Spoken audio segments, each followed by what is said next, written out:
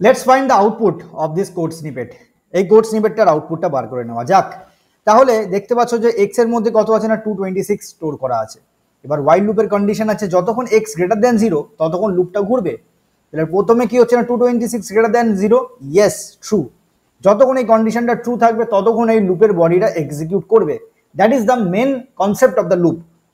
এবার আর এর মধ্যে কি হচ্ছে না 10 দিয়ে যদি আমরা 226 কে ভাগ করি তাহলে আমাদের কি পাওয়া যাবে। সবসময় মনে রাখবে যে যখনই আমরা 10 দিয়ে ভাগ করি কোনো নাম্বারকে তাহলে ইউনিট প্লেসের যে ডিজিটটা আছে সেই ডিজিটটাই আমাদের রিমাইন্ডার হিসেবে চলে আসে। পার্সেন্টেজ অপারেটর হচ্ছে modulo operator that gives us the reminder আপন ডিভিশন। ডিভিশন করে আমাদের আর এর মধ্যে রিমাইন্ডারটা চলে এলো। এস এর মধ্যে কি করা হচ্ছে S equals to S plus R, provided ধরে নাও যে এস এর মধ্যে 0 স্টোর করা আছে। তাহলে এস এর মধ্যে কি হচ্ছে একটা করে ডিজিট এক্সট্রাক্ট করছি আর অ্যাড করে দিচ্ছি। এস এর মধ্যে এস প্লাস আর হয়ে যাচ্ছে, মানে এস এর মধ্যে ছিল 0, 0 প্লাস 6 হয়ে গিয়ে এখন 6 হয়ে গেল। তাহলে এখন এস এর মধ্যে ভ্যালু হচ্ছে 6। ওকে, তারপরে দেখা যাচ্ছে যে লুপ ভেরিয়েবলটা আপডেট হচ্ছে। এখানে লুপ ভেরিয়েবল কে, loop variable is X, X by equals to 10। এটা কি না, এটা হচ্ছে শর্ট হ্যান্ড অ্যাসাইনমেন্ট অপারেটর।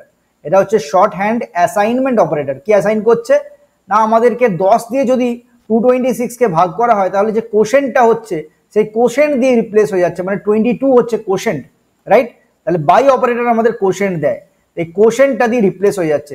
তাহলে এক্স এর ভ্যালুটা আপডেট হয়ে গিয়ে এখন কত হয়ে যাবে 22, রাইট।